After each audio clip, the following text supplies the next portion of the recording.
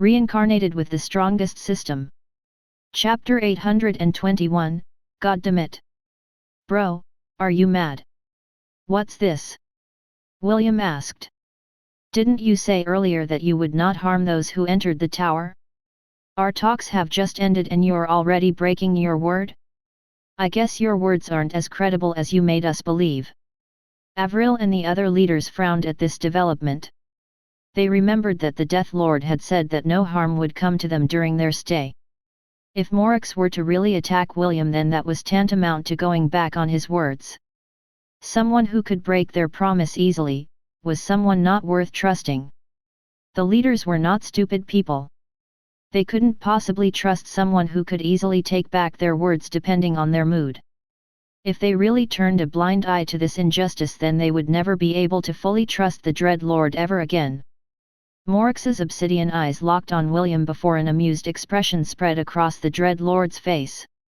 Harm you? Perish the thought, Morix said. I am merely asking you a question. So, what is your answer? Like I said, what Death Lord? William replied. Bone Dragon? Is that edible?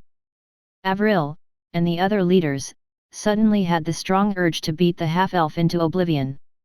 They had just sealed a deal with Morix, and he was already stirring up trouble. Swiper, on the other hand, was very happy with this development. He was both awestruck and embarrassed at how shameful William could be. Just admit it, damn it. This was the collective thoughts of all the leaders who were glaring at William from their positions. The half-elf pretended that he wasn't aware of their eye signals, and continued to look at Morix with confusion. You have guts, I'll give you that, Morix said with a trace of admiration. You don't. William replied. Ah.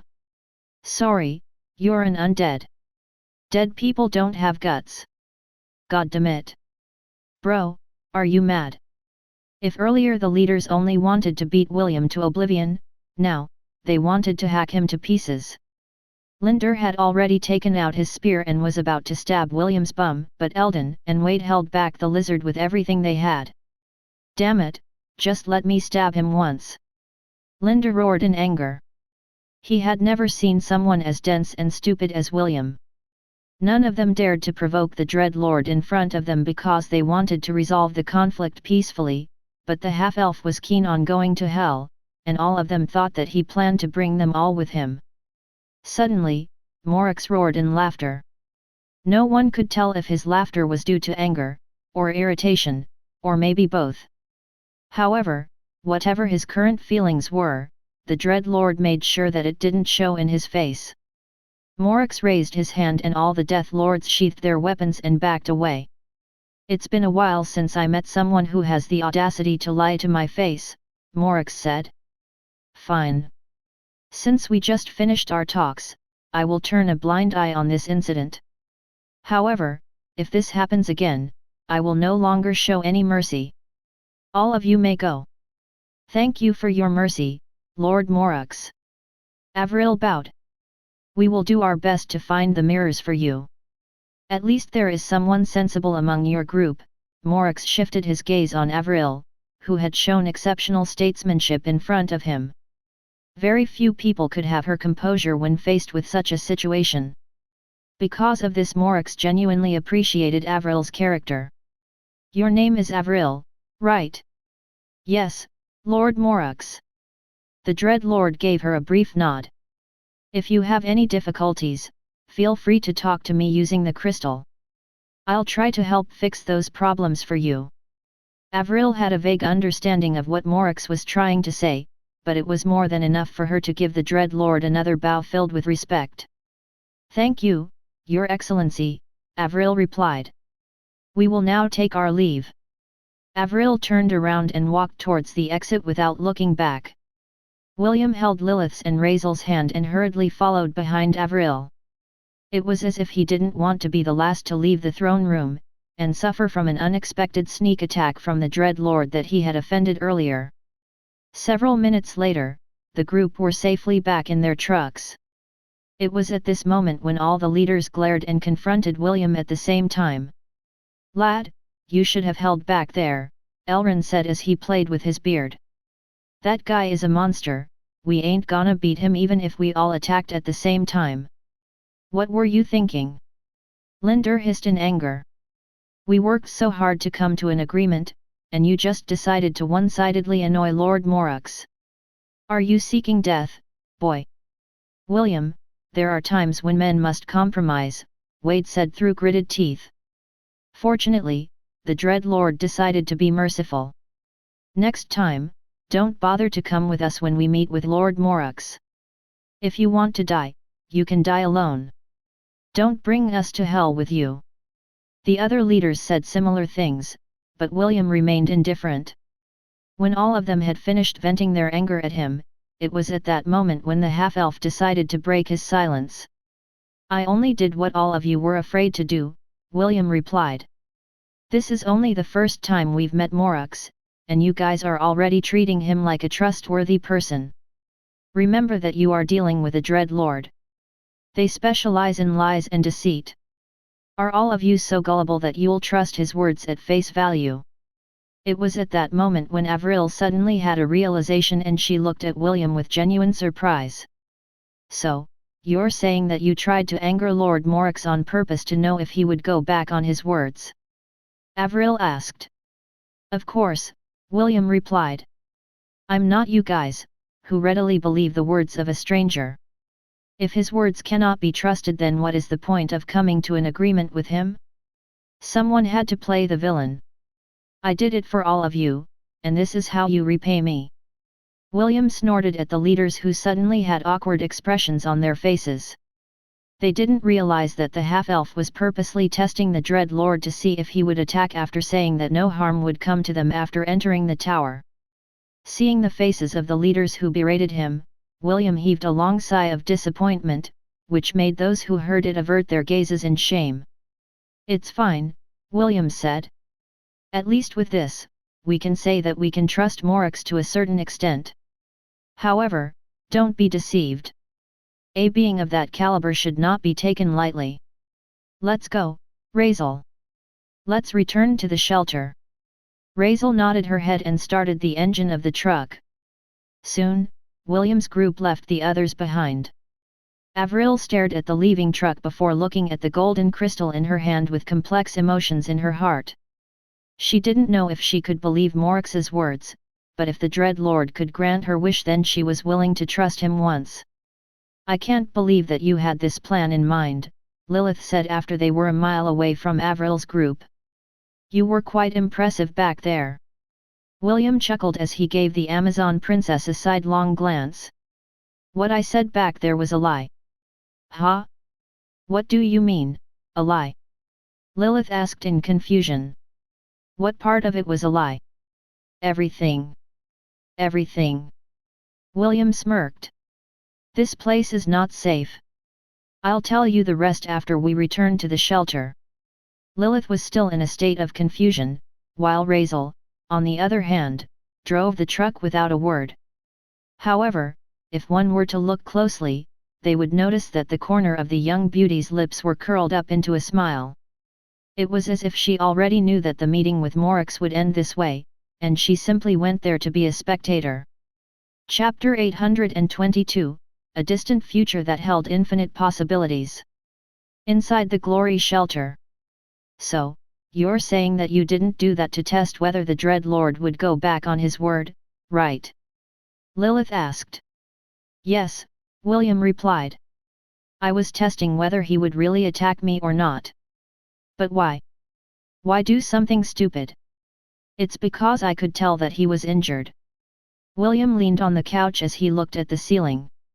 Morax is undeniably injured, and I have a feeling that he can't leave that Dragonbone throne even if he wanted to. The reason I provoked him was to test whether my hunch was true or not. And if you were wrong? Lilith countered. What if he could leave his throne and attack you? Then I would have smashed his face and sent him flying towards the wall, William replied like it wasn't a big deal. What nonsense are you talking about? Lilith tilted her head in confusion. What gave you the confidence that you can send a dreadlord flying with a punch? Razel, who had been quietly listening from the side, raised her head and gazed at William. "It's because of the tower, right?" William raised an eyebrow as he looked at the young beauty in front of him. Rachel stuck her tongue out like a little girl, but refused to comment any further. "Am I the only one that is clueless about this whole thing?" Lilith asked with a frown. Seeing that William and Rachel seemed to have come to some sort of understanding, she suddenly felt that she had been left out of the hoop. This made her feel very uncomfortable. Suddenly, a pair of delicate hands wrapped around her body, and the young beauty with long red hair, rested her head on Lilith's shoulder. The discomfort she felt earlier disappeared as her left arm subconsciously wrapped around Ray's waist. William looked at this scene with a calm expression. However, he couldn't deny that the two beauties holding each other was like a beautiful painting that was meant only for him to see. A minute later, William cleared his throat and explained why he did what he did. "When I was inside the tower, I felt that a part of my soul resonated with it," William said. "You could even say that I was forcefully fed information without my permission. There, I saw images of events, people, and other important things that were related to the Black Tower. It was also at that time that I gained some understanding of Morax." When William mentioned the dreadlord's name, his expression suddenly became very serious. "If the information I received from the tower is correct, Morax was a god that came from hell. However, gods can't enter this place.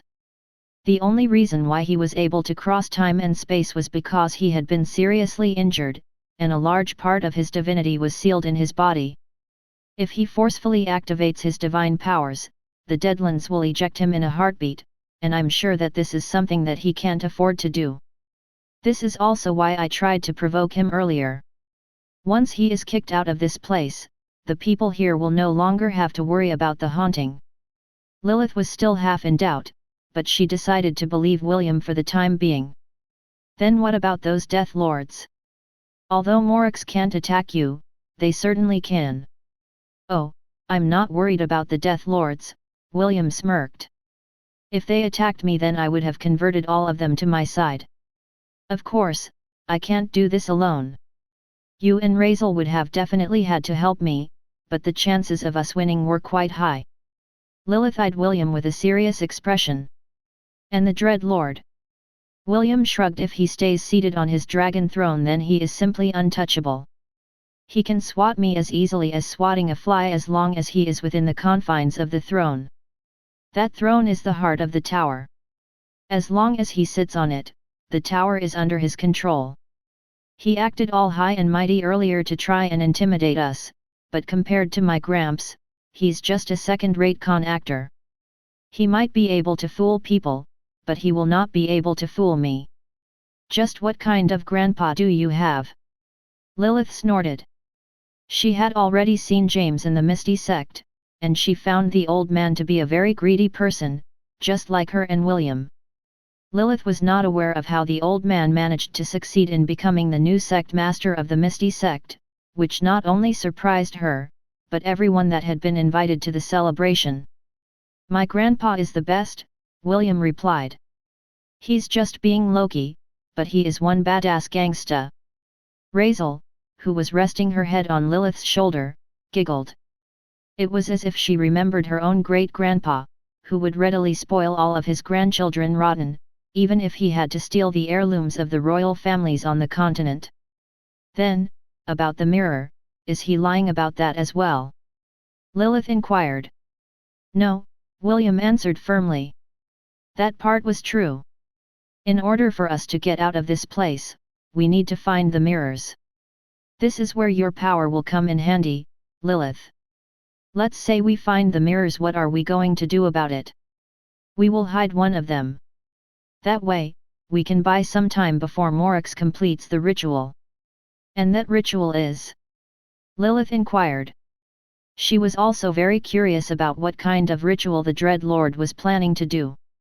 William sighed as he looked at the ceiling of the room. "To gain full control of the Black Tower and gain the power to bind the souls of the departed, preventing them from entering the cycle of reincarnation. This will allow him to raise an army without equal.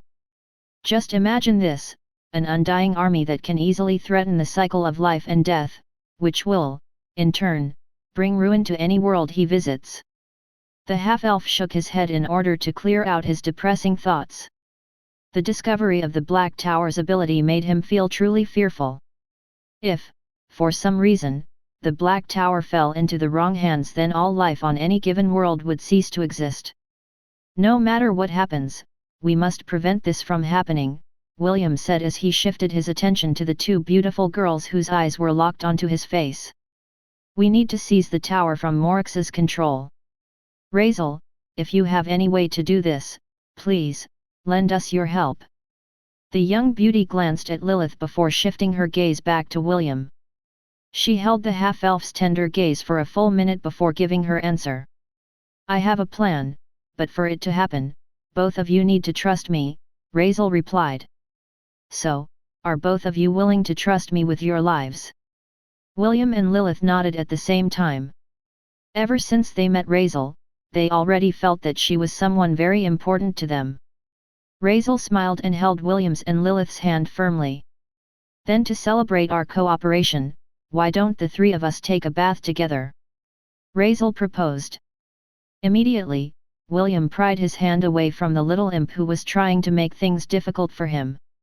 The half-elf hurriedly left the room in order to get away from Razel's mischievous attempts to test his willpower. However, just as soon as he was about to close the door, Razel's heartfelt laughter reached his ears. Clearly, the young beauty was very amused by William's reaction, which made the half-elf shake his head helplessly. I swear, this girl will be the death of me, William thought as he walked the abandoned hallway alone. Even so, he still couldn't keep himself from smiling because his heart felt at peace. Razel's laughter was like a tonic that made all his worries disappear. Deep in his heart, William had started to entertain the possibility that he had been trying to deny these past few days. If that possibility were to truly become a reality, then the soft and delicate hand that held his own a while ago, was something that he would surely cherish in the distant future that held infinite possibilities. Chapter 823, A Good Deed Must Be Rewarded. Just how did it end up like this? William thought as he stared at the ceiling. Currently, two beauties were hugging him from his left and right sides. Earlier, William asked Razel if she had a way of dealing with Morix's plan to make the Black Tower fall under his control. The young beauty said that there was a way, but in order for that to happen, William and Lilith had to trust her with their lives. The two readily agreed to Razel's condition because they felt that they could trust her. However, the first thing that Razel said after that was for the three of them to take a bath together.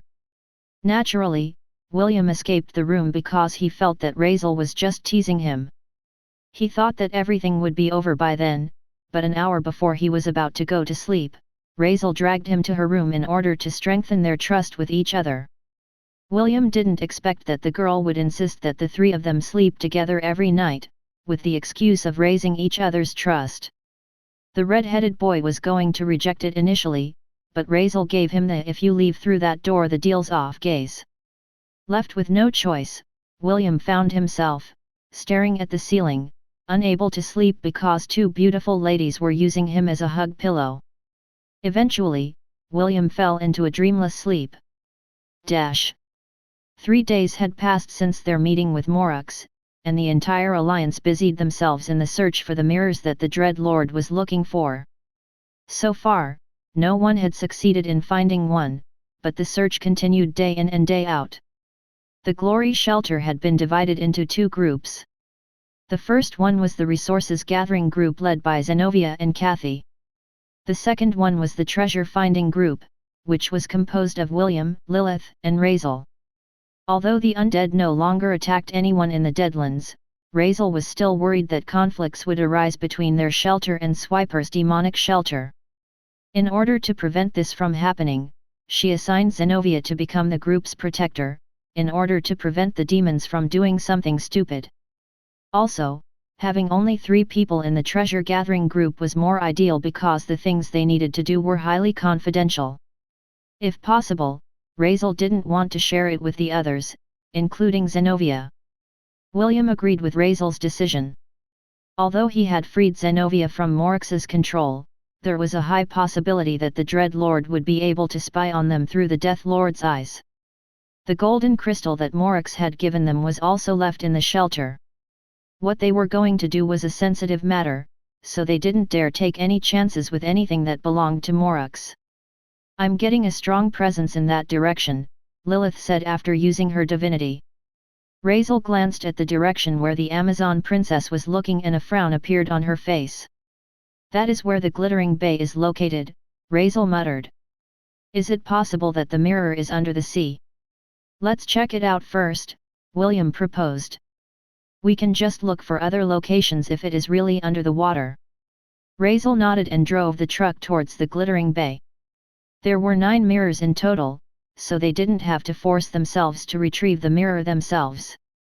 If push came to shove, Razel could suggest to the lizard folk to check the sea surrounding the area, in order to look for the mirror. As long as they got one of the mirrors, they would be able to delay the dreadlord's plan without fail. After arriving at their destination, Lilith once again closed her eyes to concentrate. Several minutes later, she nodded her head, confirming Razel's conclusion that the mirror was indeed under the sea. "Okay, since we have a rough idea where one of them is located, let's try to look in other locations," Razel stated. "Good plan," William replied. Lilith nodded as she closed her eyes once again. Razel started the engine and drove southwards. While William, Lilith, and Razel were looking for the location of another mirror, a commotion broke out on the eastern outskirts of the city. "Lady Avril, is this it?" An elf with short, blonde hair asked as he presented to her a mirror that they'd found in a ruined mansion. Avril held the mirror with one hand, and activated the golden crystal with the other. A projection materialized and the images of the 9 mirrors appeared in front of them. The beautiful elf then touched one of the images to enlarge it. After doing so, she looked at the image, and the mirror in her hand, to check for similarities. "This looks like one of the mirrors we are looking for," Avril stated. "But, I am unsure whether it is the real thing. For the time being, let me contact Lord Morix first. Your reward will be given to you once we confirm that this is one of the mirrors that we are looking for." The blonde elf nodded in understanding. All of them had been promised great rewards if they were to find the mirrors that the dreadlord was looking for. Naturally, Avril wouldn't deny these rewards to them because she knew that she needed to motivate them to work harder. A few seconds later, a projection of Morix appeared in front of them. "Your Excellency, we found this mirror and wondered if it is the same as one of the ones that you are looking for," Avril said in a respectful tone. "You've done well, Avril," Morix praised as he gazed at the mirror in her hand. "That is indeed one of the mirrors that I am looking for." The dreadlord smiled in happiness because he was now one step closer to achieving his goal.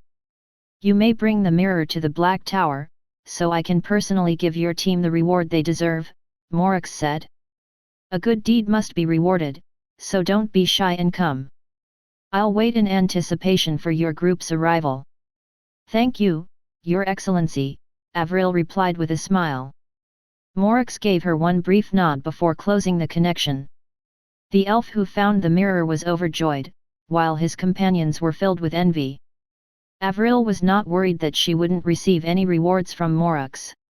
After all, the dreadlord had assured them that even if their subordinates were the ones that found the mirrors, they could still ask him for a reward. The beautiful elf stared in the direction of the glory shelter with determination before ordering her subordinates to pack up and head towards the Black Tower. Soon, the news of their discovery was relayed to everyone in the Deadlands, which made the leaders sigh in relief. With one mirror in hand, they had bought themselves another week of peace. Although they felt a bit envious about Avril's accomplishment, they didn't worry too much about it. There were still 8 mirrors waiting to be found, and all they needed to do was mobilize more manpower, as they swept every inch of the city, in search of the mirrors that would lead them back home. Chapter 824, Spoken like a real third-rate villain. "Avril got lucky," Razel said after hearing the news from one of the dwarves that they had met along the way. William nodded. He had no problems with Avril finding the mirror first, because even if his group found one, they would never hand it over to the dreadlord who was planning to take the Black Tower for himself. Any news? William asked Lilith, who still had her eyes closed. Lilith shook her head, but she didn't open her eyes. Right now, she served as a treasure hunting radar. However, since her divinity was suppressed inside the Deadlands, she needed to fully concentrate in order to get a general direction as to where the treasures could be found. After driving for 5 hours, Lilith finally opened her eyes and asked Razel to stop the truck. The Amazon princess then tried to pinpoint the location where the strong presence was coming from. After 5 full minutes of total concentration, Lilith pointed towards a coffee shop, whose windows had all been broken. "It's over there," Lilith declared with confidence.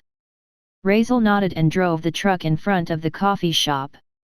Starbucks, William mused as he read the name of the shop with a nostalgic smile. This name sure takes me way back. When he was still relatively healthy, he would pass by a coffee shop, bearing the same name, on his way to school. Although he wasn't able to enter one, because he didn't have much money, he could still remember that it was a popular place back on Earth. "Lilith, lead the way," Razel said. Lilith nodded as she disembarked from the truck. William and Razel walked behind her and gave the Amazon princess ample space to maneuver. A few minutes later, they arrived in the staff room where the mirror was located. Razel had a photographic memory, so she was able to remember the images of the mirrors that were recorded in the golden crystal. "This is it," Razel said as she took the mirror from the wall and showed it to William and Lilith. William tried to extend his senses towards the mirror, but felt nothing. If not for the fact that Lilith's divinity and Razel's memory worked hand in hand, the half-elf would not think that the plain-looking mirror in the young beauty's hands was the mirror that the dreadlord was looking for.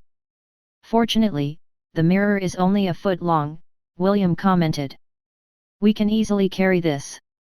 But, if we return to the shelter with the mirror, several people will definitely discover it." Razel nodded her head in agreement. "If we were to carry this back, then it would certainly be discovered. However, Lilith can hide this without problems. Isn't that right, Lilith?" "Yes," Lilith answered. "Although my power is greatly suppressed in this place, taking this mirror is not a big deal." Razel passed the mirror to Lilith and the latter pressed it over her chest. Soon, the mirror turned into particles of light and disappeared without a trace. Just as the group was about to leave the coffee shop, William raised his hand to tell them to stop. "What's wrong?" Lilith asked.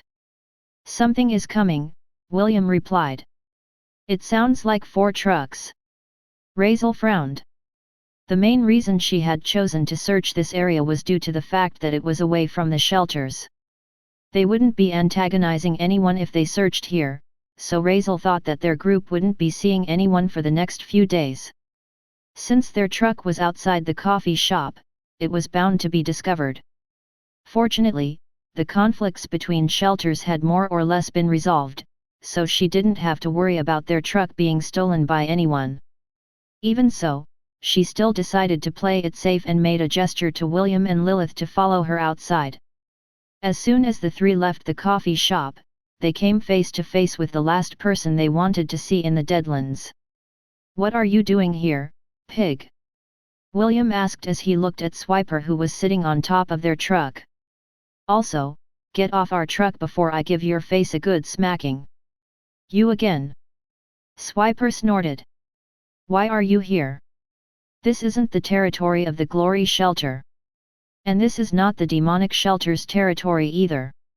What are you doing here?" William asked back. "I asked first. No one cares about your question.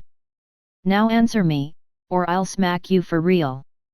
William and Swiper glared at each other for half a minute before the demonic boar reluctantly jumped off the truck. "Talk about dog sh*t luck. Of all the bastards I have to meet in the Deadlands, why does it have to be this filthy half-breed?" Swiper spat on the ground as if the mere sight of William was enough to give him an aneurysm. William rolled his eyes at the demonic boar's underhanded taunt to provoke him. "So, what are you guys doing here? Swiper asked as he shifted his gaze to Razel. Don't tell me you came here to drink coffee. Yes. Razel smiled sweetly. We came here to drink some coffee, but since the coffee machine is damaged, we just took the coffee beans. Razel showed him the 2 bags of coffee beans that she had picked up before leaving the store. Swiper nodded. Did you know that Avril has already found a mirror? Yes, Razel answered honestly. We met some dwarves on our way here, and they told us about the news. Avril got really lucky. That she is. Now, she can ask Lord Morix for a request. I wonder what she will ask for. Knowing Avril, it will not be something simple. Swiper agreed with Razel's reply. Among all of them, Avril had never shown any greed towards material things. She also refrained from resorting to violence when her group had conflicts with another shelter in regards to acquisition of resources. The beautiful elf liked to resolve things in a civil manner. This was also why all the leaders voted unanimously that she become their temporary leader in the alliance. Swiper sighed internally because he was afraid that his position was in danger. If Avril made it into Morix's good graces, then his advantage of being the dreadlord's first lackey would no longer hold any value. This was why the demonic boar was desperate to find a mirror for himself. This way, his usefulness would not be questioned ever again. How about you? What are you doing here? Razel asked in a teasing tone. Don't tell me you also came here to get some coffee. Of course not, Swiper replied. I'm here to look for one of the mirrors like everyone else. Razel nodded. Well then, good luck to you. We will also be searching in the vicinity, so how about we come to an agreement? What agreement? You search on the left side of this area, while we go to the right.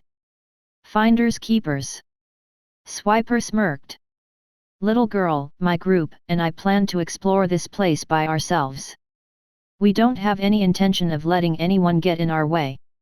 So, why don't you take those coffee bags of yours and go back to your shelter? There's no need for us to have conflicts, right? The demons laughed as they took out their weapons. This time, Swiper had brought 40 of his men to look for the mirror in this area that was far from their shelter. His plan was to explore the outer areas, while the rest of his men back at the demonic Shetler would search their territory for the mirrors. This was Swiper's divide and conquer plan, to get an edge over the others when it came to searching for the mirrors. You really think you can scare us with this small mob? William commented from the side. We fought off hordes of undead, death knights, dull ahans, a death lord, and a bone dragon with only the 3 of us. If you're in a hurry to become a dead pig, feel free to test my patience. Swiper's body stiffened when he heard William's reply to his threat.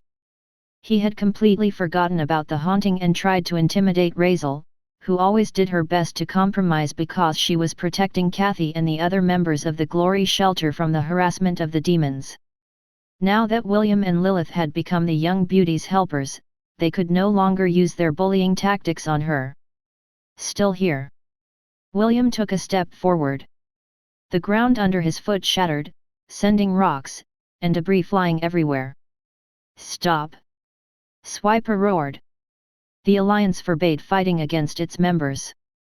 William sneered at the Borkin whose intimidating aura had long disappeared. Don't worry, I won't hurt any of you, William replied as he took another step forward with a casual smile on his face. I will just destroy your trucks. That way, you can walk back to your demonic shelter while contemplating the meaning of life. Bastard! I'll remember this. Swiper jumped on one of the trucks and made a gesture. Let's go. The trucks sped away leaving a trail of dust behind. Swiper had a feeling that even if he and his goons worked together, they would not be able to beat William even if they fought with their lives on the line. William waved his hand to blow the dust away, preventing it from touching Lilith and Razel. Spoken like a real third-rate villain, Razel said giggling as she looked at the trucks that were speeding away. Let's go back to the shelter for now. We're done for the day. William and Lilith agreed to Razel's proposal. They had already secured one of the mirrors, so their objective had been achieved. As for the other mirrors, they would just let the other leaders have them, in order to make the dreadlord feel complacent that everything was moving according to his will. Chapter 825, You Can't Have a Rainbow Without a Little Rain. Inside the Black Tower. Thank you, Lord Morux, thank you very much. The blonde elf bowed his head respectfully after receiving his rewards from the dreadlord. It is only natural to reward those who worked hard, Morux said with a benevolent smile. You may go. I have something to talk about with your leader. Yes. Your Excellency. The elf bowed and left the throne room with a big smile on his face. Morux had awarded him with a unique weapon that greatly increased his fighting abilities. Now that he had this weapon in hand, he was certain that he would be able to play a bigger role in helping his leader, Avril, reach her goal. After making sure that the elf would no longer be able to hear their discussion, Morux made a gesture for Avril to come closer. The beautiful elf obediently walked towards the throne without any hint of anxiety on her face. Tell me, my dear, Avril, what is it that you desire? Morux asked.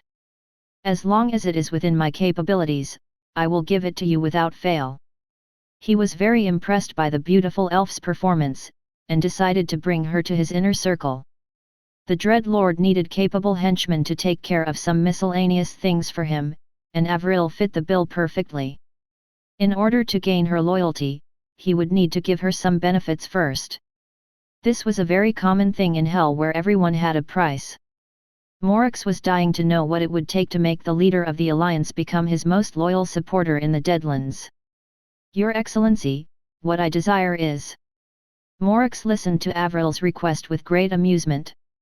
He didn't expect that the beautiful elf would ask him for something sinister, but it made him feel confident that he would be able to make her his loyal subordinate. What you want can be done, Morux replied with a smile. However, I will need time to create it. Let's see, I will need at least 4 days to make this tool to help you realize your wish. Are you fine with this arrangement? Avril nodded. I'm not in a hurry, Your Excellency. Morux grinned. Very well. Return to me after 4 days. Also, I promise that you, and your subordinates, will no longer have to fear the undead army again. This is my promise to you. Thank you, Your Excellency, Avril bowed respectfully. Deep inside she felt relieved that she and her people would no longer have to worry about the undead army that had been the cause of many sleepless nights. However, what Avril was looking forward to was the tool that she would receive from Morux after 4 days. Ever since she arrived in the Deadlands, she hadn't wanted something so bad in her life. Now that it was within her grasp, she would definitely hold on to it with all her might, preventing it from slipping away from her fingers. You may go, Morux said as he leaned on his throne. I expect more good things from you, Avril. Keep doing a good job, and I will ensure that you will not regret working for me. Yes, Your Excellency, Avril gave Morux one last bow before leaving the throne room with a sweet smile on her face. Meanwhile inside the glory shelter, Lilith and Razel went to the shower room together, leaving William behind. The young beauty had tried to invite William to accompany them, but the half-elf firmly rejected her offer. He even flicked Razel's forehead and told her to not attempt to invite him again in the future. Lilith could only watch this scene with a smile because she had more or less accepted the possibility about Razel's identity. Her only concern was that even though the young beauty was trying to bridge the gap between her and William, the red-headed teenager was still on the fence in regards to the matter. Although he no longer resisted the idea of the three of them sleeping together, and would often sneak glances at her when she was looking away, she could tell that the half-elf still had reservations when it came to taking the last step, that would bridge the distance between the two of them. As the cold water fell on her lean and toned body, Lilith once again felt a pair of mischievous hands fondle her breasts from behind. She had lost count of how many times she had told Razel to stop doing this kind of thing, but the latter seemed unperturbed about this. It was as if the young beauty was taking the opportunity to do things that she would no longer be able to do in the future, and Lilith was very helpless against it. In the end, she still pried the naughty hands away from her chest, and pinched the young beauty's waist as a counter-attack. After a bit of frolicking, they finished washing their bodies and soaked their bodies in a bathtub. "Lilith, I think Will is almost there," Razel said as she leaned on Lilith's body. "Why don't you test the waters tomorrow night when he drinks your blood?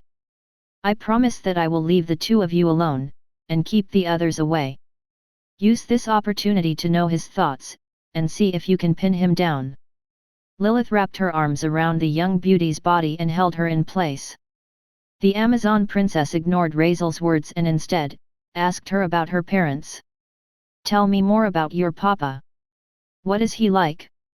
"I've already told you everything about him," Razel replied as she placed her hand over Lilith's.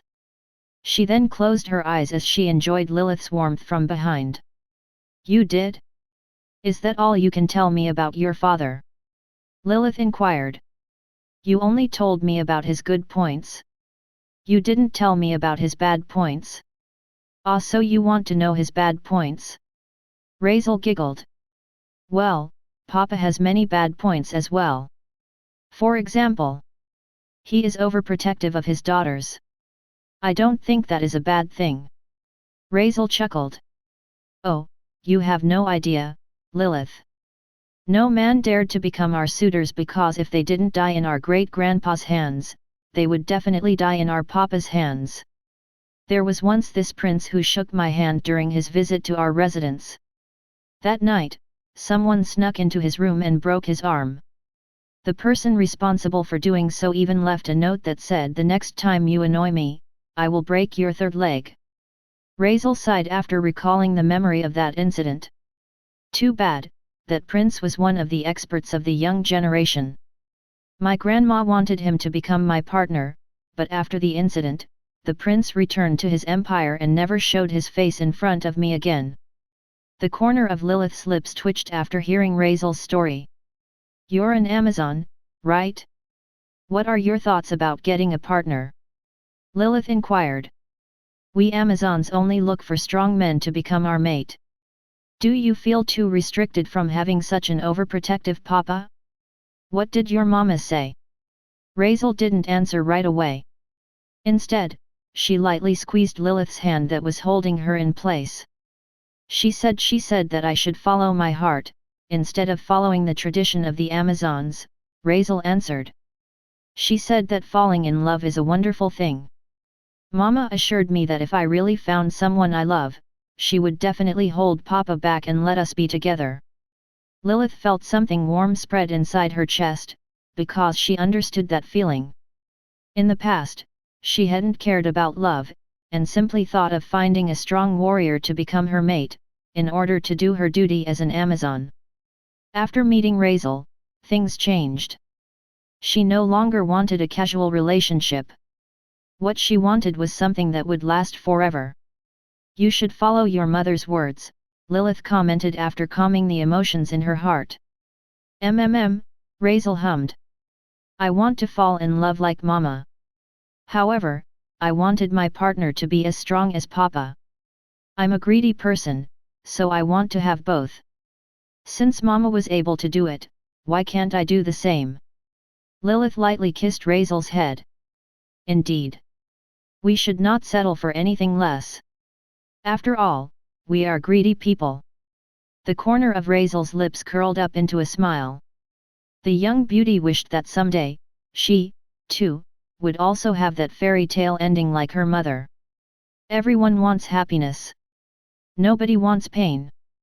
But, one can't have a rainbow without a little rain. Chapter 826, There's no need to think of the future. It will come soon enough. 5 days after Avril surrendered the mirror to Morux, Elander, the leader of the dwarven shelter, unearthed a mirror in his territory. This discovery made the other shelters double up their efforts to search for the other mirrors that the dreadlord needed. Meanwhile, back in the Glory Shelter, Razel was inscribing runes on the mirror that they had found using her blood as the medium. William looked at this scene with great interest because he had the job class rune master. From what he could tell, the young beauty was using advanced runes that not even he had seen before. However, although William couldn't recognize the runes, he had a general idea about what Raizel was trying to do.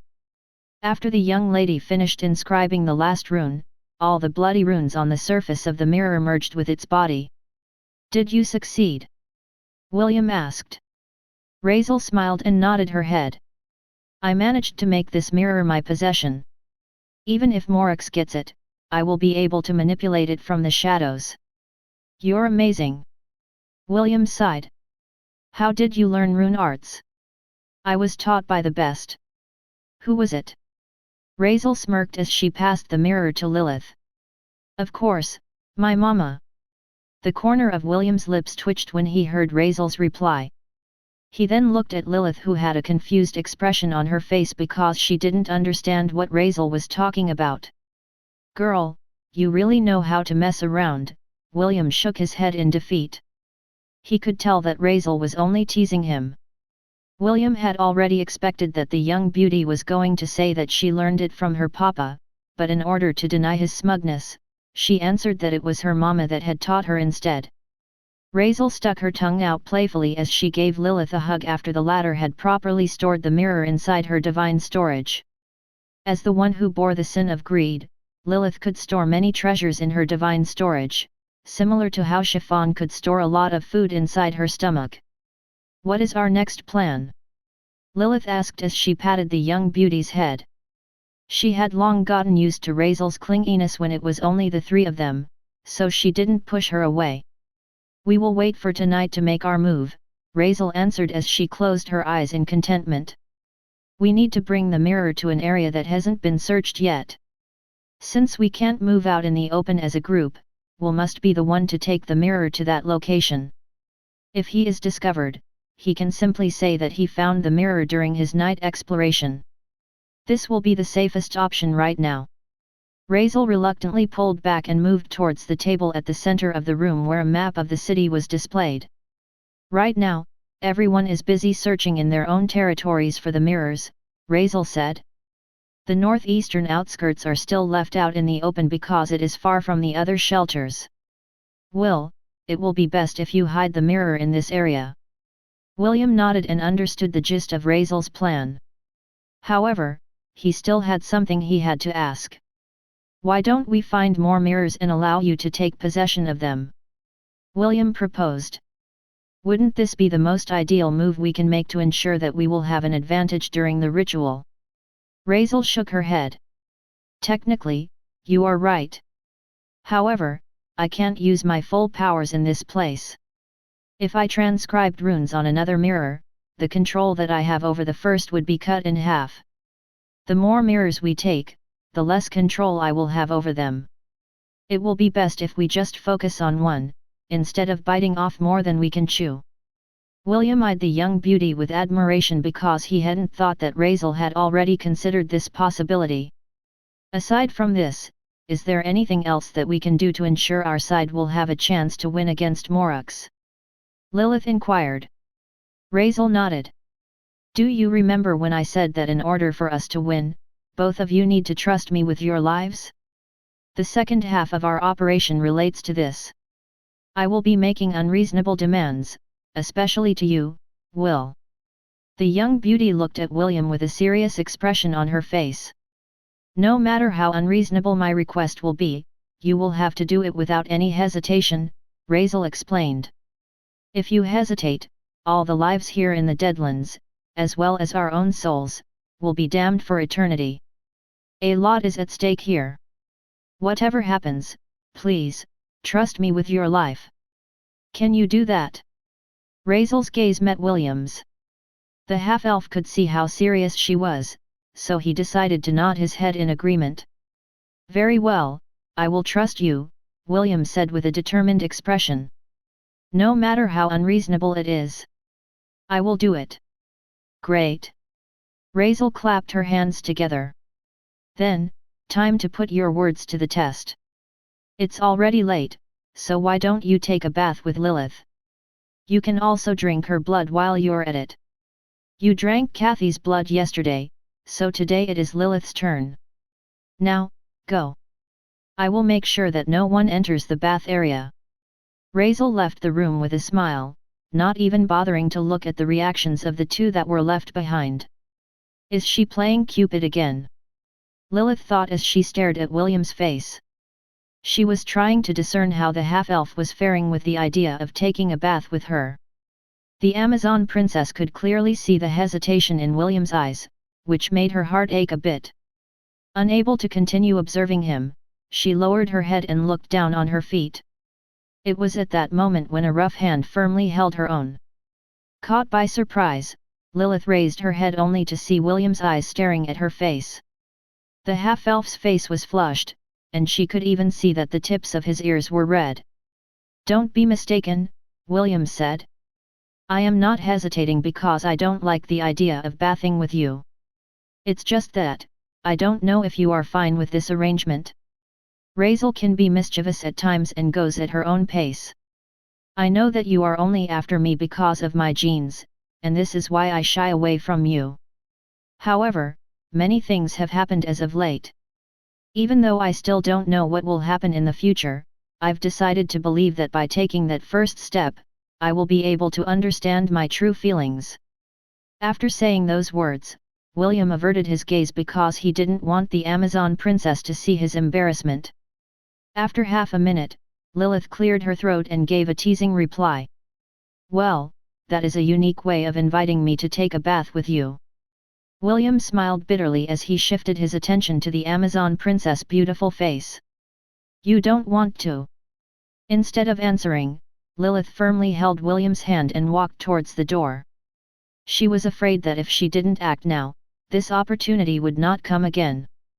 As the two walked towards the shower area of the stadium, a young beauty peeked around the corner of the hallway with a devilish grin on her face. "I thought Will was going to hesitate, so I was a bit worried," Raizel mused. "Fortunately, I'm here to push things around. Lilith, it's all on you now. Don't waste this opportunity. This is the first step to happiness." As the young beauty giggled, watching the two disappear down the hallway, the Death Lord by her side scratched her head in confusion. Will this really be all right? Zenobia thought. Kids these days really have it tough. It was very easy for her to see that Raizel was doing her best to get William and Lilith to have a closer relationship. She didn't mind playing along and acting as a bodyguard, to ensure that no one would disturb the possible couple. Her only concern was that their shelter had still not found any mirrors to present to Morux, and she was getting worried that the other leaders would find the other mirrors before them. What she didn't know was that in order to play it safe, William, Lilith, and Raizel didn't tell her that they had already found a mirror. The half-elf wasn't confident that Morux didn't have the ability to spy on them using Zenobia. During the day, she was assigned to accompany Kathy and the others to look for resources, as well as the mirrors. This was Raizel's plan to hoodwink the dreadlord into thinking that they were being serious when it came to looking for the artifacts that would allow him to take full control of the tower. As the Death Lord was deep in her thoughts, the young beauty had already left the scene and returned to her room. There, she picked up the small wooden mallet that William and Lilith had unearthed when they went treasure hunting. The young beauty playfully smacked the mallet on the palm of her hands, while thinking of the future. "You're right, Papa," Raizel said softly as she reminisced on some of the happy moments she had spent with her family. "There's no need to think of the future. It will come soon enough." Chapter 827, I Want You as My Life Partner. "Your answer?" The sound of falling water spread across the shower room. William was finding it hard to avert his gaze as he snuck glances at Lilith's backside. Both of them were showering on opposite sides of the room, but since there were no dividers in place, it was just a wide open area with no place to hide their bodies. "That's one fine tush," William thought. Raizel didn't lie. It is indeed very attractive. Whenever William and Raizel were alone, especially when the half-elf needed some blood, the young beauty would often praise Lilith's good traits. Out of everything that Raizel said about Lilith, one thing stuck out to him, and that was the Amazon princess' irresistible backside, which William was now seeing for the first time. Using all of his willpower, William reluctantly averted his gaze and focused on scrubbing his body. He didn't know if Avril was playing a prank on them or not, but since he had already promised to trust her, the half-elf decided to just go with the flow. Lilith, on the other hand, didn't share William's worries. As a warrior, it was very easy for her to feel the stares of other people on her body. If William could see her face right now, he would notice that Lilith's face was as red as a beet. Although she had already marked William as her treasure, Azel's appearance in her life had solidified her determination to make the half-elf her life partner. The red-headed teenager wasn't aware that many things had already changed in Lilith's plans since their appearance in the Deadlands. She no longer planned to kidnap William and drag him to the Amazon Empire, in order to share him with her sisters. The Amazon princess suddenly felt selfish in regards to the half-elf. She wanted to keep him to herself, and not let other girls take him. Of course, she knew that this was not possible because William was already married to several girls. However, the feeling of wanting to keep him to herself was becoming stronger. She could also feel that her divinity was slowly, but surely, awakening from its deep slumber. Maybe, this is what it means to be greedy, Lilith thought. I thought that by obtaining material treasures, I would be happy. But now, I want more. The image of the young beauty with long red hair, and amber eyes that matched her own, appeared in her vision. I want that future. Lilith slowly raised her hand to reach out towards the falling water droplets above her head. I want her in my life. A new goal blossomed in Lilith's heart, and her determination soared. After finally understanding what she wanted, she turned around to look at the half-elf who was busy scrubbing his body. Lilith took a step forward, then another towards the person that would make her wish a reality. As William was about to scrub his back, a pair of hands pressed down on his shoulders. Don't move, Lilith whispered. I'll wash your back for you. Before William could even reply, a pair of rough hands, similar to his, started to scrub his back. Lilith was a warrior, so her hands weren't as soft and delicate as the noble ladies that had never held a weapon in their lives. Your back is quite broad, Lilith commented. It feels nice. William didn't know how to reply to Lilith's comment, so he just kept his silence and allowed the Amazon to wash him properly. Suddenly, the half-elf's body stiffened when he felt Lilith's hand lightly squeeze his bum. It's softer than I expected, Lilith said as if she was a connoisseur who was appraising an exotic dish that she had never tried before. Might as well clean it properly. William's body shuddered when he felt Lilith's hands knead his bum like a baker on steroids. He had a feeling that the Amazon was just playing around out of curiosity and waiting for him to react to her actions. However, when he thought about admonishing her, the hands stopped and an arm stretched out to open the shower, sending a steady stream of water to fall upon their two bodies. Half a minute later, William felt two soft peaks press against his back and a pair of arms wrap around his waist. Hey, do you find me attractive? Lilith asked. Very, William replied honestly. I want you as my life partner. Your answer? I don't think I'm ready yet. Lilith sighed before lightly biting William's shoulder. When will you be ready?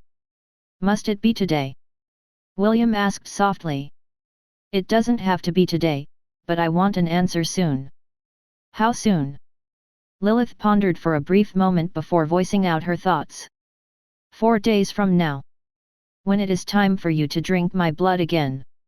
Okay, William replied. I will give you an answer 4 days from now. You won't try to run away. I won't. You won't try to avoid me. I won't. Good, now turn around, Lilith said as she took a step back and let go of William's body. William did as he was told, and both of them stared at each other. A pair of light green eyes, that were like emeralds, stared into Lilith's amber eyes without blinking. Lilith pressed her hands over William's shoulders, as she lightly rose to her tiptoes and brushed her lips over William's. The action was fleeting, but the half-elf felt how serious the Amazon princess was. Because of this, he had also resolved to sort out his feelings seriously, and give her a proper answer on their promised day. Let's go, Lilith said as she held William's hand. We don't want to catch a cold, right? William replied as he allowed Lilith to drag him to the bathtub. That night, William felt his body burning, as Lilith's warmth washed over his body from inside and out. Lilith's body pressed against him as he drank her blood sparingly. They were both naked and facing each other, but due to their promise, neither of them did anything inappropriate. William could hear Lilith's strong heartbeat resonate in his ears along with the sinful sighs that escaped her seductive lips. The half-elf hadn't paid too much attention to these sensations in the past, but due to what happened earlier, he had become more aware of her. Lilith's heartbeat, the sweet and intoxicating taste of her blood, her voice that was tinged with pleasure, and her warmth that fanned the fires of desire in his own heart. After William finished drinking her blood, the Amazon princess wrapped her arms around his head, and gave him a long, lingering kiss on the lips. William subconsciously wrapped his hands around Lilith's waist, to hold her in place. When the kiss ended, Lilith kissed William's forehead, before reluctantly backing away. She left the bathtub without saying another word, and took one of the bath towels to cover her body. She gave William one last glance before leaving the room. William watched her go in a daze. Only after a few minutes passed did he return to his senses. The half-elf felt hot and bothered, and knew that he would not be able to sleep easily that night. He knew with certainty that after he had finished the mission Avril gave him, and returned to her room, the three of them would sleep together, like they had been these past few days. Imagining how the Amazon would be sleeping right next to him, made the fires in his chest burn brighter. In order to extinguish the burning desire that was plaguing his body, William stayed inside the shower room for another half an hour. This was the only way that he could think of, in order to survive the next 4 days, without thinking of the Amazon princess' passionate, soft, lips that had claimed his own. Chapter 828, A World Where Hope Was Merely a Fleeting Illusion.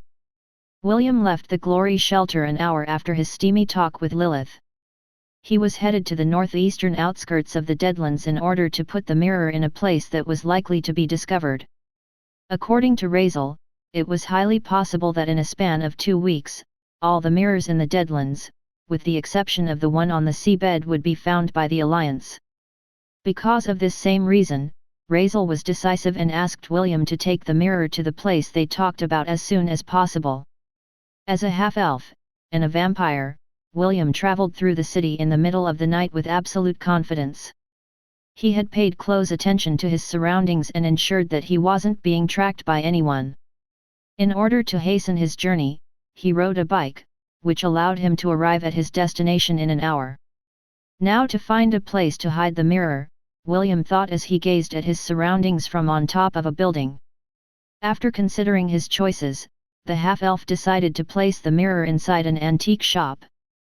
This shop would be a very suitable place to look for the mirror, because of the nature of its business. After completing his mission, William didn't dawdle and returned to the Glory Shelter as fast as he could. Although being discovered in this area wouldn't arouse any suspicions whatsoever, he knew that staying under everyone's radar was still the best option available for him. As soon as William exited the northeastern parts of the Deadlands, his powerful eyesight detected some light sources a mile away from his location. The half-elf immediately entered an abandoned shop near him, which was a pet shop. He moved towards its second floor and positioned himself near the window, overlooking the street. William was very curious about who would be visiting this area at this time of night. A few minutes later, he saw a convoy of trucks pass the place he was hiding in. The corner of William's lips curled into a smirk when he saw the identity of the late-night explorers. "Swiper," William mused. "Are you my tail or something? Why are you always appearing wherever I go?" The half-elf had no love for the demonic boar who always did his best to antagonize him, Lilith, and Avril. If possible, he would love to smash the demon's head to meat paste so that all of his troubles would be gone. Unfortunately, the chances of Swiper returning as an undead was very high. It would also create many unforeseen consequences that he didn't want to deal with right now, so the effort was not worth it. William didn't immediately leave after Swiper's group had left his area. He waited 5 more minutes before leaving the pet shop to return to the Glory shelter. Fortunately, his return trip was smooth and he didn't encounter any more mishaps along the way. The moment he entered Raisel's room, he was surprised to find that the 2 girls were still awake. It was quite obvious that they were waiting for him to return, which made William feel warm and fuzzy inside. "What happened?" Raisel asked. "Did you encounter some problems when you delivered the mirror?" William shook his head. "I saw Swiper's entourage on my return trip, but don't worry, they didn't see me." The half-elf then explained everything that happened on his mission towards the northeastern part of the Deadlands without leaving anything behind. After his narration, he excused himself to take a quick shower to remove the dust that had accumulated in his journey outside of the shelter. However, before he left the room, Raisel handed him a set of pajamas that she had prepared especially for him. William thanked her and left the room, leaving the 2 ladies to discuss his latest brush with the inhabitants of the demonic shelter. If Swiper plans to explore every nook and cranny of the northeastern regions, he will definitely find the mirror sooner or later, Lilith said with a frown. "At most, we will get the news tomorrow. The only thing I am worried about is his request to Morux. He had a grudge against us, and if he has decided to get back at us using Morux's help, it would definitely be troublesome." Raisel nodded her head in agreement. "Indeed. If he really has decided to make a move on us, we might not see it coming even with all our eyes open. Then, what do we do?" "The only thing we can do. Just continue to be vigilant, while we look for the other mirrors." Lilith sighed. "We will be on the passive side when that happens. Maybe we should get one mirror ourselves and give it to Morux. After that, we request something to ensure our safety." "Well, that is certainly an option, but what will you ask of him?" Raisel asked with a curious gaze. "I doubt that he will agree if we request that Swiper be killed, imprisoned, or kicked out of the Deadlands." "True," Lilith admitted. "But, some kind of deterrence is better than nothing, right?" Raisel covered her lips and giggled. "Frankly, I think having Will around is already a deterrence. You might not know of it, but every day that passes here in the Deadlands, will become stronger. I don't know if Morux realized this yet, but Will's body is automatically siphoning the undead energy from the Deadlands. Perhaps, Will is not aware of this as well. However, I'm sure that he can feel his body getting stronger with every day that passes, most especially during the night when the tower activates its powers." "Will he be as strong as Morux?" Lilith inquired. "If the half-elf really became as strong as the dreadlord, then they would no longer fear anything in the Deadlands." Raisel shook her head. "Not at the moment. But, if everything goes according to plan, he will become the dreadlord's equal, perhaps even stronger." "Really?" "Yes." Lilith glanced at the young beauty that was looking back at her with a smile. "Why are you smiling?" Lilith inquired. "It's because I am happy," Raisel answered. "Happy about what?" "Happy because you already took the first step, Lilith." Raisel moved closer and gave the Amazon princess a light hug. "Please, do your best," Raisel encouraged. "Just one more push, and Will is in the bag." The Amazon princess blushed at Raisel's egging. Lilith was quite helpless when it came to Raisel's advances. However, what she said was also true. The Amazon princess recalled the scene back in the shower room, and the memory made her cheeks feel like burning.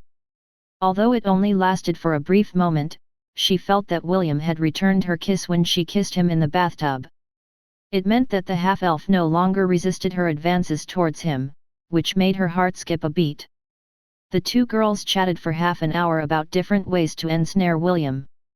What they were not aware of was that the half-elf was already standing outside the room's door, with an awkward expression on his face. He arrived a few minutes ago and was about to knock on the door when he overheard what the 2 girls were talking about.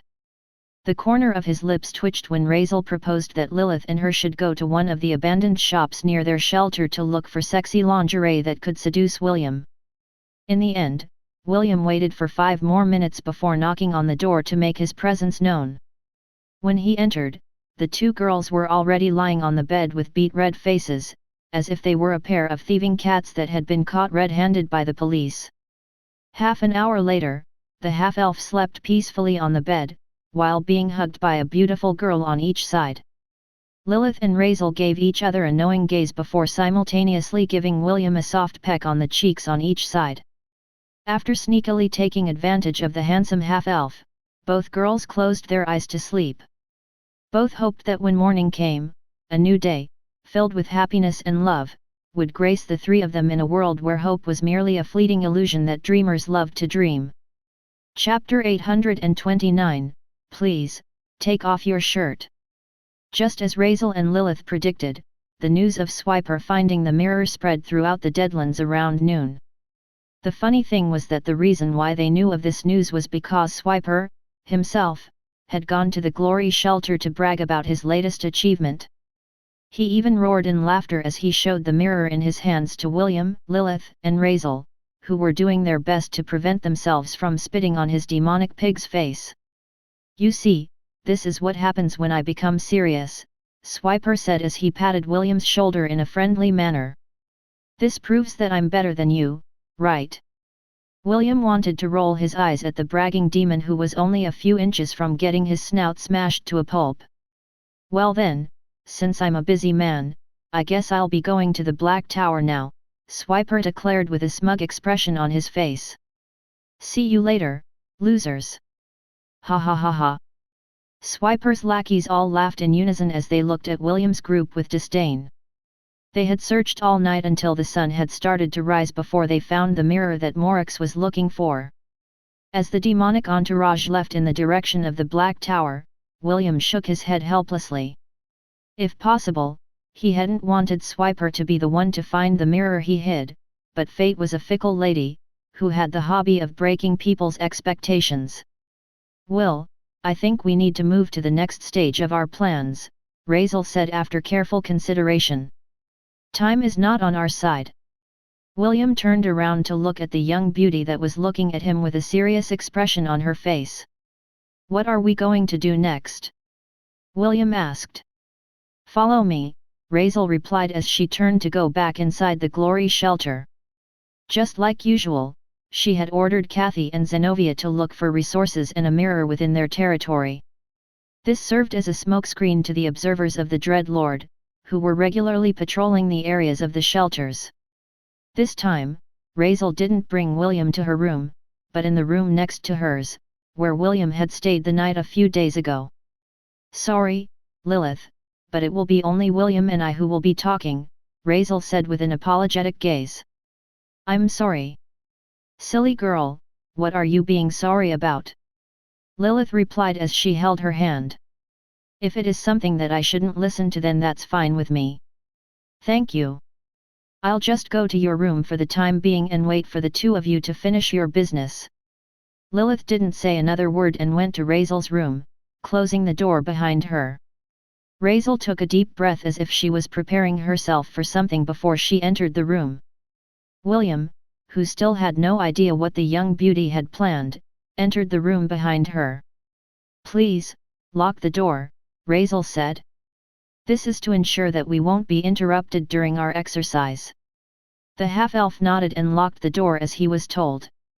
He then moved towards Razel, who was sitting on top of the bed with a determined expression on her face. "I told you before that in order to have a chance of winning, you must trust me with your life," Razel stated.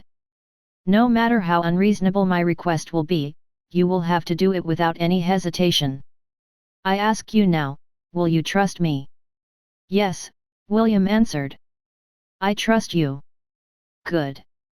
Razel sighed in relief. "Then let's begin. Please, take off your shirt."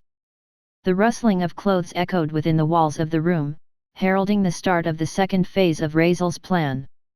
While this was happening, Swiper had finally arrived in the vicinity of the Black Tower, where Morix's Death Lords were already waiting for his arrival. The Dreadlord received Swiper in his throne room with a big smile on his face that made the demonic boar feel less anxious. "I knew that you would not let me down," Swiper, Morix said. Fortunately, I didn't make a mistake when I chose you to become my spy among the shelters. Swiper respectfully bowed his head as he presented the mirror to Morix. Your Excellency, I am but your humble, and loyal, supporter, Swiper declared.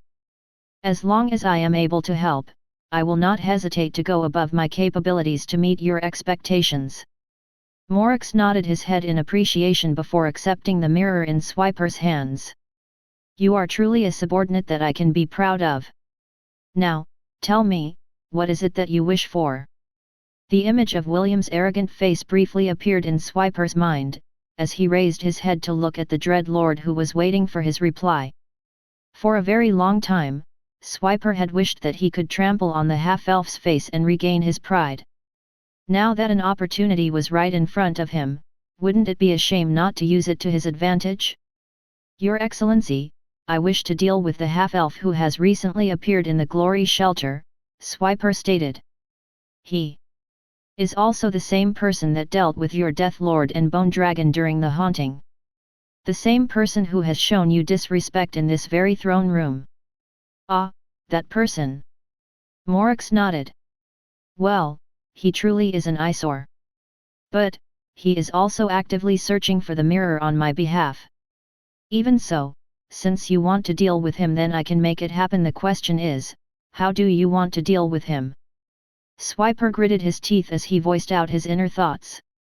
Your Excellency, I wish to. Morix listened to Swiper's request with a calm expression on his face. After hearing what the demonic Borkin had to say, the dreadlord pondered for a bit before giving his reply. Your request is not impossible to realize, Morix replied after careful consideration. But, the timing is important. If I were to make a move right now, the other leaders of the shelters will be wary, and there is a chance that they will refuse to cooperate. Although I can use force to quell their resistance, I have more important matters that come before any desire to wipe them off from the face of the Deadlands. Also, you will instantly become a suspect and will be alienated by the rest of the Alliance. Like I said, it is not impossible for your request to be realized, but the timing must be done right. How about this? We will wait until all the mirrors are gathered before we make our move. I promise you that when that time comes, I will let you personally deal with that half-elf after I'm done with him. With this, we can accomplish both of our goals with minimal to zero risk. It's a win-win situation for both of us, what do you think? Swiper pondered for a bit before firmly nodding his head. I will do my best to endure, Your Excellency. I just hope that the wait will be worth it. Trust me. I will make sure that you will be satisfied with the results. Thank you, Your Excellency. I look forward to the day where both of our wishes will be realized. After a bit of chit-chat, Swiper left the Black Tower with his subordinates and returned to the demonic shelter to rest. The Dreadlord watched them leave with an indifferent expression on his face before gazing in the direction of the Glory Shelter. Mortals are truly interesting creatures, Morix muttered. The corner of his lips curled up into a smile as he thought of the wishes of those that had presented mirrors to him. For pride, greed, lust, envy, gluttony, wrath, and sloth, they are willing to step on any number of corpses just to satisfy their desires, and people say that I'm the evil one? How laughable! Morix shook his head before closing his eyes. He could gradually feel that the time he was waiting for was at hand. All he needed to do was wait for all the mirrors to fall into his hands. Chapter 830, Parallel Wishes. 2 days had passed since Swiper had given the mirror to Morix, and the demonic shelter's prestige was at an all-time high. With 3 out of the 9 mirrors found, everyone was putting in double the effort in finding the 6 remaining mirrors. Even William, Lilith, and Avril had no choice but to act like they were desperate to find the remaining mirrors in order to let Morix, and the other leaders think that they were doing their best to find it. Lilith was now familiar with the aura of the mirrors, so she was able to tell William and Avril about their locations. However, they didn't make any moves to obtain them. They simply wandered around the Deadlands, looking for other treasures. It didn't come as a surprise when Lilith managed to find one more treasure as they traveled around the city. Lilith guided William and Raizel to the location where she sensed the treasure. After nearly an hour of travel, they arrived at a small abandoned temple at the western side of the Deadlands. As they explored its interior, Lilith opened a small wooden box and found a pair of golden earrings. One of the earrings had a blue gem in its center, while the other one had a red gem. When Raizel saw these earrings, her eyes widened in shock and disbelief. So, this is where they found them, Raizel thought as she held the two earrings in her hands as if they were priceless treasures. She eyed them closely to ensure that they were the same earrings in her memory. After a minute of close observation, she affirmed that these were the same ones she knew of. "Are you familiar with these earrings?" William asked after seeing Raizel's surprised expression. "I've seen it in an ancient text in the past," Raizel stuttered. "They say that when two people who are in love wear these rings, they will be able to see the path to nirvana." "Really?" Lilith asked as she eyed the earring with a red gem embedded in it. Raizel suddenly had a flash of inspiration as a mischievous smile appeared on her lips.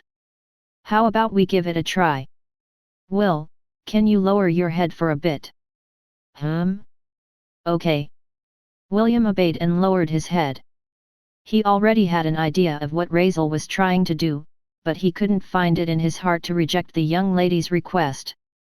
Holding the golden earring with the blue gem at its center, Raizel attached it to William's right ear. The instant the earring was firmly clasped on his ear, William felt a tingling sensation wash over his body for a brief moment, before disappearing completely. "How is it?" Raizel inquired. "Has something changed with your vision?" William blinked once then twice before focusing his eyes on his surroundings. William already had a 20/20th vision in the past, so he could see things very clearly. However, after being conscious of Raizel's words, he noticed that he could see other, more subtle, things in his surroundings that he had never seen before. He could see a few faintly glowing particles in the air surrounding them. He didn't know what they were, but something was telling him that these small particles were something important. "I can see some sort of light particles around us," William replied as he tried to examine the particles by lightly touching them. However, his fingers just passed through them as if they were something that couldn't be grasped by anyone. "What are these things?"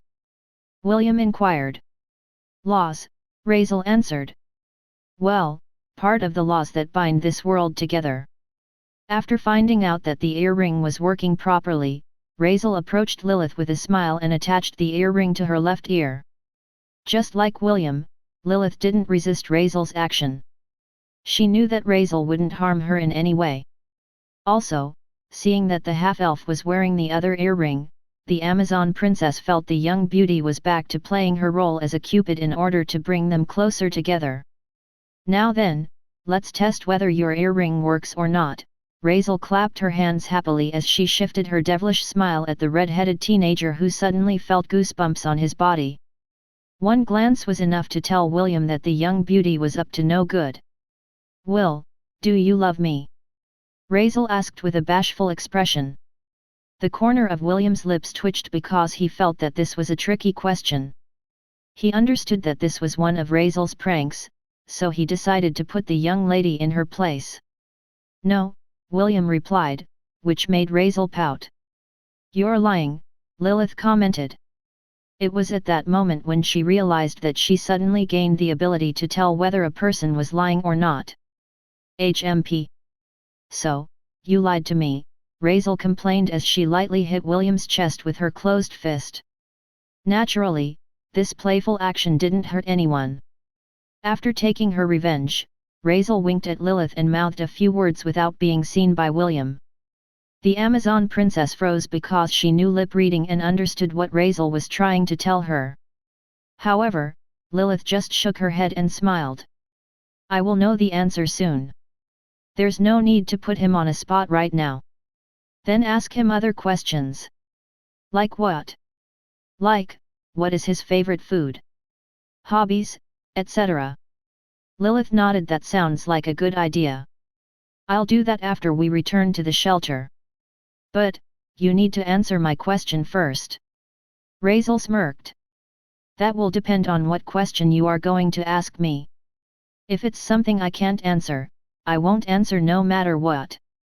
What are the names of these earrings? Parallel wishes, Raizel answered. The earrings that were said to show the path to nirvana to two people who truly love each other. Isn't it romantic? The young beauty winked at Lilith before turning around to look at William, who was pretending to read the ancient scripts that were left inside the temple. Seeing that the half-elf had no intention of cooperating with her, Raizel shook her head before looking out of the window of the temple. It's almost sunset. Let's go back to the shelter, Raizel said. She then looked at Lilith with a serious expression as she spoke out her mind. Also, Lilith, after dinner, it will be your turn to help me. Lilith was surprised at first before nodding her head. For 2 nights, William and Raizel had holed themselves up in the room right next to hers. Out of respect for their privacy, Lilith didn't bother to eavesdrop by using the mark that she had placed on William. Although she was very curious to know what they were doing inside the room together, she decided to trust Raizel, and just waited for her to return. William, who heard Raizel's words, didn't respond. Raizel had already informed him a day ago that it will be Lilith's turn today, so he was already expecting this to happen. He couldn't possibly tell anyone what the young beauty and he was doing during those 2 days that they were together. Even if he did mention it to someone, he was very confident that no one would believe him. Since that was the case, it was better to keep his lips shut tight. Deep inside, he was very curious about what Raizel planned to do with Lilith. He just hoped that whatever the young beauty had planned for the Amazon princess, it wouldn't be the same as the exercise that they were doing together.